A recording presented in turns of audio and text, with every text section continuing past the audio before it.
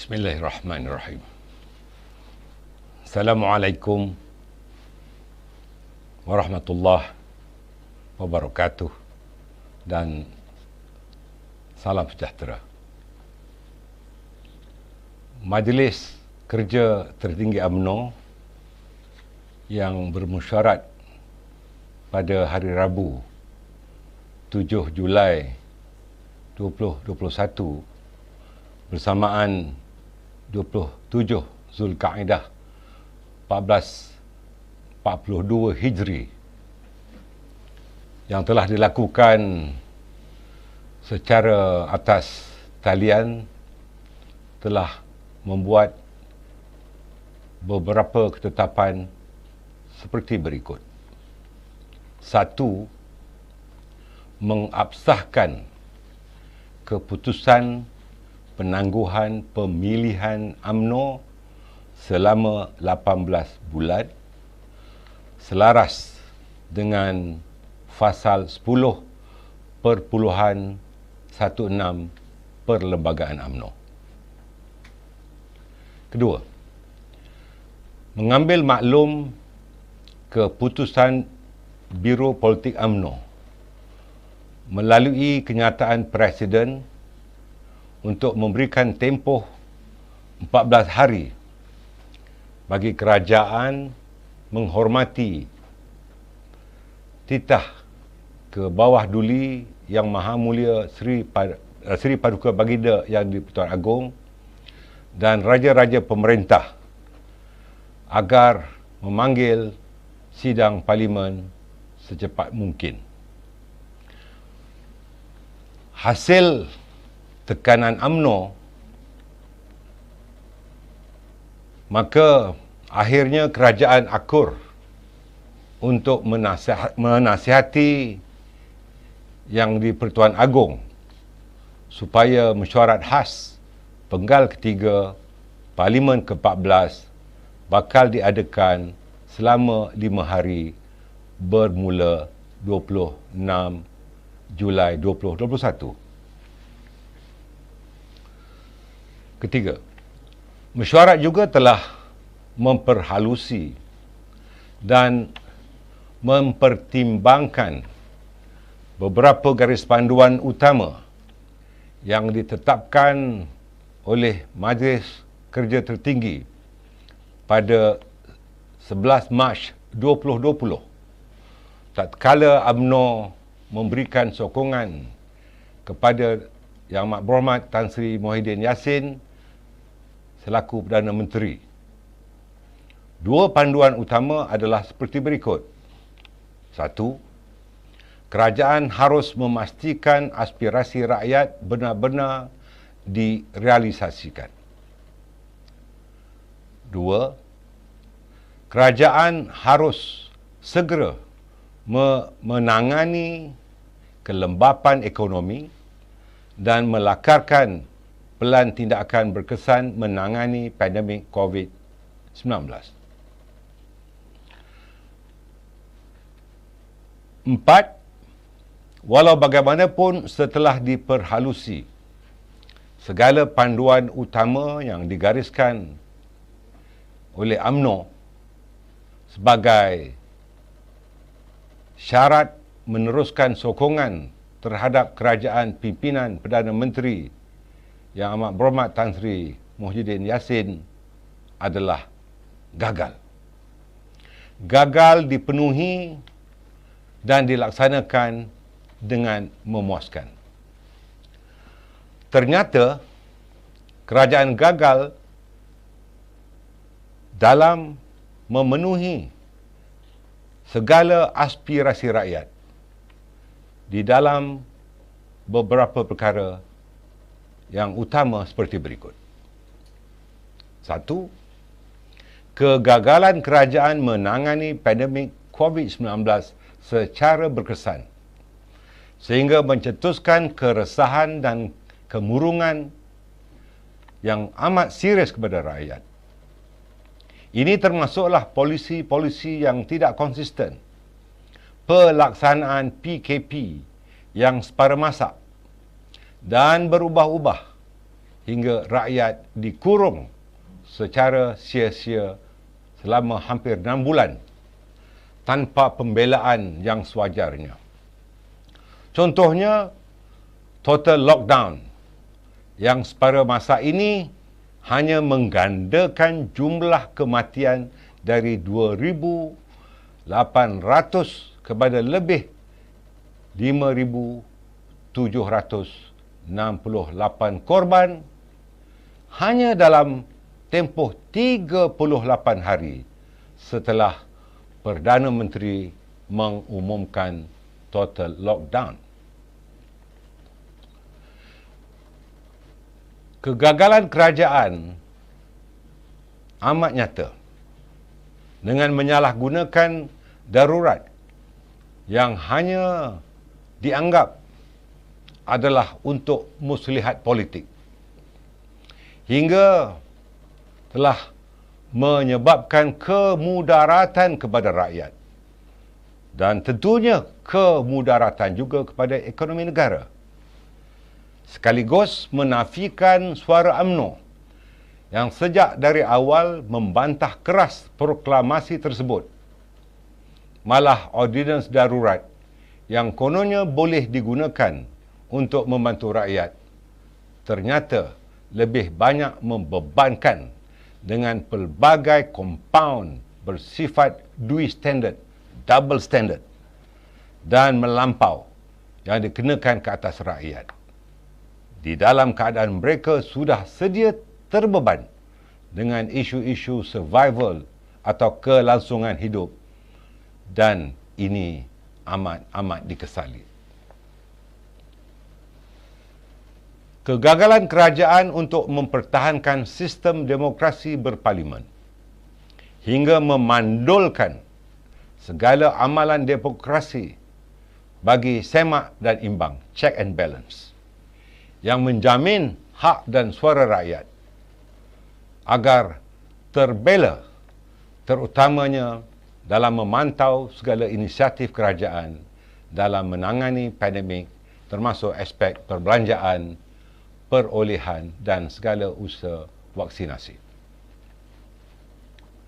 Kegagalan kerajaan menguruskan bantuan dan tuntutan rakyat secara berkesan untuk semua peringkat dan kategori. Tentunya ini termasuklah tuntutan moratorium 2.0 tanpa charge atau faedah terakru, dasar moratorium yang tidak dipanjangkan kepada agensi-agensi kerajaan yang lain seperti lembaga pembiayaan sektor awam, skim iCitra yang tidak mesra rakyat, bantuan tunai seperti BPR, BPN dan juga BKC yang lambat dan amat terhad hingga ramai tercicir dan terpaksa melalui karenah birokrasi yang membebankan. Kegagalan kerajaan juga di mana seharusnya dapat memberikan keyakinan dan kepercayaan kepada rakyat dalam menguruskan kebajikan mereka, hingga berlakunya peningkatan yang amat serius dalam permasalahan sosial seperti berlakunya kes-kes bunuh diri. Saya ingin menyatakan bahawa kes bunuh diri daripada bulan Mac 2020 hingga bulan Mei 2021 berjumlah 1,099 kes. Manakala kita juga lihat bahawa berlaku gerakan pengebaran bendera putih. Ini adalah merupakan contoh-contoh sebagai manifestasi kekecewaan dan protes rakyat terhadap kegagalan kerajaan untuk menyantuni keperluan rakyat yang amat susah, tertekan dan terdesak ketika ini. Di samping itu, kegagalan kerajaan di dalam menguruskan kestabilan politik dan ekonomi hingga telah mengujurkan ketidakyakinan pelabur,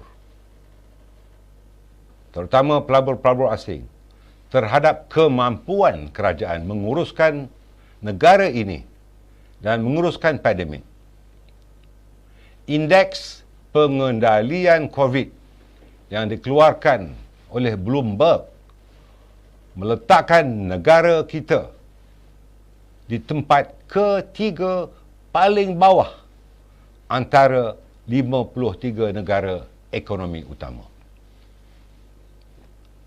Begitu juga kegagalan kerajaan yang jelas memperkotak-katikkan titah Sri Paduka Baginda yang di-Pertuan Agong dan raja-raja pemerintah, hingga terpaksa berulang kali mengeluarkan kenyataan media dan titah menghadap supaya Parlimen dibenarkan bersidang dan membahaskan ordinans darurat dan pelan pemulihan negara.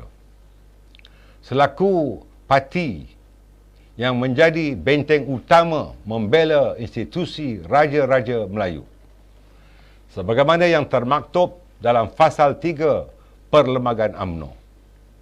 Sesungguhnya, UMNO tidak boleh berkompromi dengan sikap kerajaan ini terhadap institusi raja-raja. Berpandukan 7 perkara di atas yang telah saya nyatakan, bahawa kerajaan pimpinan Perdana Menteri Yang Amat Berhormat Tan Sri Muhyiddin Yassin telah gagal. Gagal dalam memenuhi segala garis panduan yang telah dikemukakan oleh Majlis Kerja Tertinggi pada 11 Mac 2020, iaitu 11 hari selepas beliau mengangkat sumpah. Dan 7 perkara itu adalah sebagai prasyarat atau syarat-syarat untuk UMNO meneruskan sokongan. Bagi memenuhi mandat sebulat suara para perwakilan di Perhimpunan Agung UMNO 2020 dan berpandukan kepada 7 kegagalan kerajaan memenuhi aspirasi rakyat yang digariskan tadi, maka tempoh memberikan sokongan kepada Tan Sri Muhyiddin Yassin selaku Perdana Menteri ditarik balik dan ditamatkan serta-merta. Justru UMNO mendesak agar Tan Sri Muhyiddin dapat berundur secara terhormat bagi membolehkan seorang Perdana Menteri baru dilantik untuk satu tempoh yang terhad. Tempoh Perdana Menteri yang baru akan hanya memfokuskan usaha membantu kebajikan rakyat sepanjang pandemik, menangani COVID-19 dengan pendekatan inklusif dan memastikan proses vaksinasi dan imunisasi dapat disegerakan. Setelah berjaya mencapai tahap imunisasi berkelompok, Perdana Menteri baru mesti segera menasihati Yang di-Pertuan Agong bagi menyerahkan kembali mandat kepada rakyat untuk diadakan pilihan raya umum yang ke-15.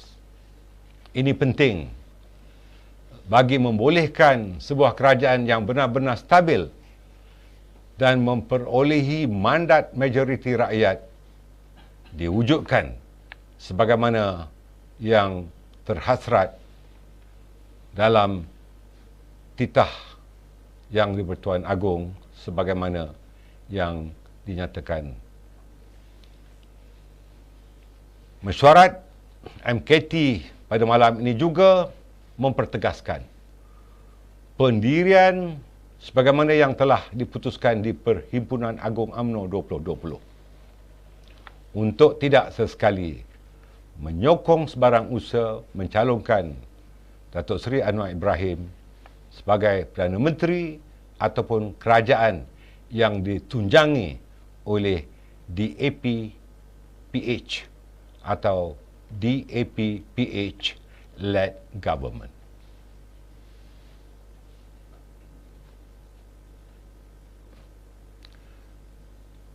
Sekian saja kenyataan media resmi daripada saya.